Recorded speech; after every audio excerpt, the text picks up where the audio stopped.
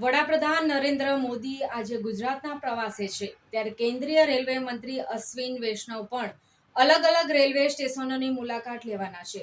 જોકે તેમની મુલાકાત અગાઉ જ સુરતમાં કોંગ્રેસના પ્રવક્તા અને રેલવેના પૂર્વ જેડઆરયુસીસી મેમ્બરને નજરકેદ કરી લેવામાં આવ્યા હતા.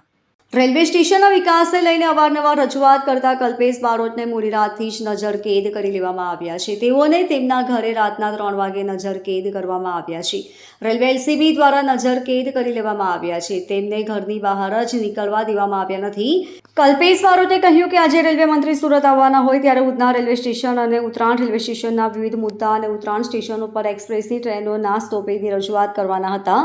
અમે સાંજે 4 કલાકે આવેદનપત્ર આપવાના હતા, પણ સુરત રેલવે એલસીબીના માણસો મને રાતના 3 વાગ્યાથી મારા ઘરે નજરકેદ કરેલ છે. આ રીતની હેરાનગતિ લોકશાહીના અવાજ દબાવવાનો પ્રયાસ છે.